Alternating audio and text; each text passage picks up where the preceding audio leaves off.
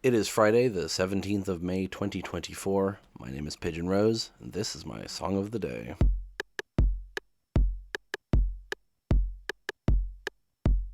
Another day passes, and I have to talk about yet another band who I'll say is one of my favorite bands, and another album that I say is one of my favorite albums. I listen to a lot of music, okay? That's why I do this fucking show. So I obviously have a lot of things that I call my favorites. But this is an interesting progression of me liking this band, I think. The band I'm talking about is Daft Punk, and everyone knows Daft Punk. Even if you don't know their name, which is, like, impossible, you know one of their songs. You've probably heard Harder, Better, Faster, Stronger, or One More Time. Maybe Digital Love, definitely Get Lucky. You know, you've heard something by them. They're one of the biggest bands of the 21st century. They broke up a few years ago. They've released like remixes and remasters of shit, and I've been a fan for a while. I do like to talk about how I first discovered bands though, and I distinctly remember that the first time I ever heard One More Time by Daft Punk was in a bathroom in France. And if that that's just so funny to me that I remember that. But I mean, they're a French band.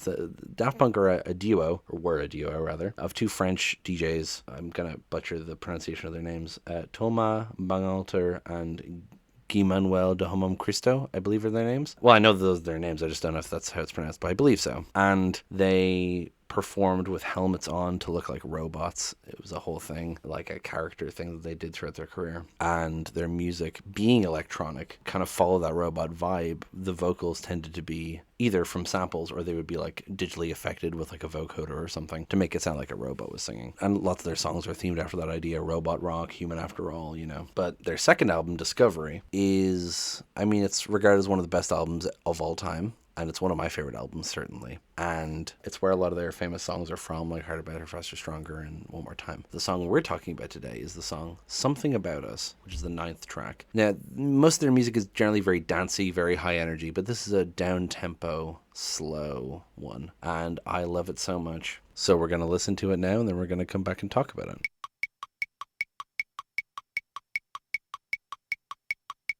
I just love real nice chill music like that. It's just got such a cool vibe to it. It very much has the vibe of driving late at night while it's raining. I might be a bit influenced by the music video, and we'll get to that in a sec. But I mean, like a lot of the songs this week, this song, Plain and Simple, is a love song. And like I have said before, it's got very plain and simple lyrics. But that's what's so effective about it, I think. I feel like the reason why I like plain and simple lyrics a lot is because they just feel so honest. They don't feel put on or pretentious in any way. Because I like overly flowery language as well. I am a writer. I am a poet myself. But I have this deep appreciation for real simple stuff. Can't wait to talk about the Mountain Goats in this show. We'll have a lot of that. This song has very little lyrics, but it gets across the idea so well. It's just, it might not be the right time. I might not be the right one, but there's something about us I want to say, because there's something between us anyway.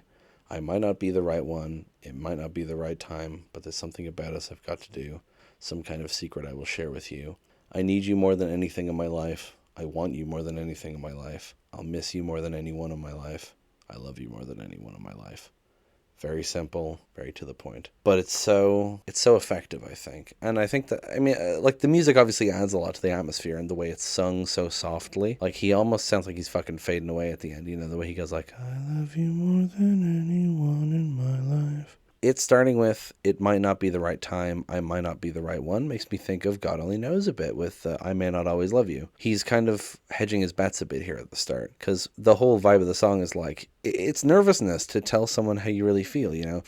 Ooh, it might not be the right time, I might not be the right one, but I gotta tell you this because I feel it so deeply and I need you to know. And I love the way the refrain morphs, because it's, I need you more than anything in my life. I want you more than anything in my life. I'll miss you more than anyone in my life. I love you more than anyone in my life. I like the way it's anything for the first two and anyone for the last two, and the progression of it from need to want to miss to love. Now, what's interesting about it is that I'll miss you more than anyone in my life makes me think that this is like the person they like is going away, like moving, leaving town or something, and they're saying, I'll miss you, and confessing their love at the last minute. But also it could be like kind of preempting a breakup, like, I don't want you to leave, I'll miss you so much, you know? And for me, part of the reason why this is one of my favorite songs of all time, as I'm fond of saying, is I grew a deep appreciation for this song when I first started getting crushes on people. When I was a teenager, I got into this song around the same time that I started like really falling arse over tea kettle for people for the first time. time. And it just became a thing for so long that I would have unrequited feelings for someone and I would lie in bed and sing this song to myself before I went to sleep, which I know is such a... It's very me, I think. But, I mean, it's legitimately what I would do as a teenager. I would just sing the song to myself and think about the people who I loved who didn't have feelings for me, or who didn't know I liked them, so I didn't know if they had feelings for me, you know. I later came to associate it with the nicer things, like the actual relationships that I shared with people, and it became just like a sweet love song that makes me think of the people I love. So it did kind of turn itself around in that meaning, but whenever I listen to it, there's a little bit of me that remembers specifically, I think it was like Wexford, maybe. I remember lying in a hotel bed in Wexford and thinking about a specific person that I will not name because for privacy reasons, but that's always stuck in my head. This album, Discovery, is also the soundtrack for an anime movie, Interstellar 5555, the story of the secret star system, except all those first S's are fives. It's a whole anime movie where the entire soundtrack, bar like 3 sound effects, is just this album from start to finish. It's really good, and if you've ever watched the music videos for the songs in this album, they're all generally just clips from the movie. And that's how I got into this album, because I knew loads of the songs already because they were on the radio all the time and shit. But I saw the video for Something About Us on probably Q, I assume would be the channel that would have played it, and I was like, what is this anime story that's going on here? Now, I would recommend you not look up the music video for this if you haven't seen the movie, because this song plays during a real, like, pivotal emotional part with massive spoilers for the movie. So go watch the movie if you're gonna do that. But it's what got me interested in the first place, and its significance in the movie is really interesting, especially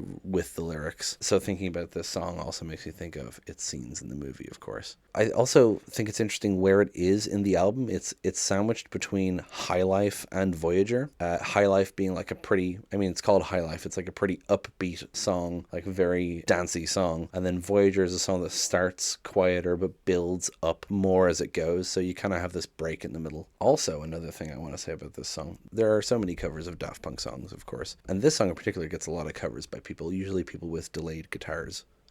With guitars and delay pedals. But there's a particular cover of this from like almost 20 years ago now, probably, by a guy called Randy George. And it's a live loop cover. It starts off with him recording the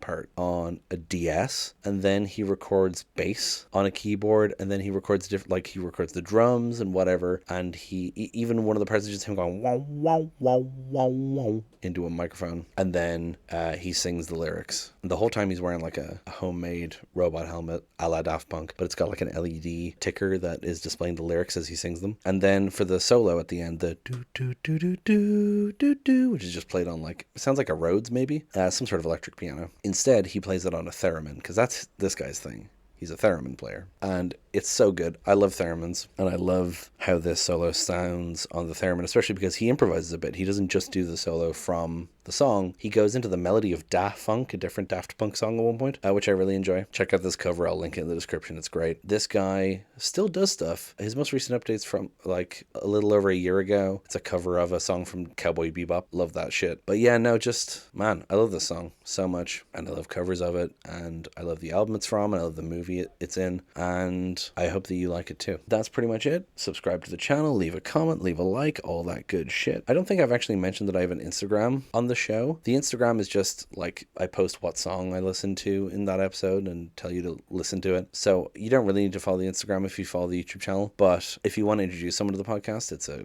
great way to introduce them. Just send them the Instagram. Yeah, that's pretty much it. I will talk to you tomorrow. Break it down.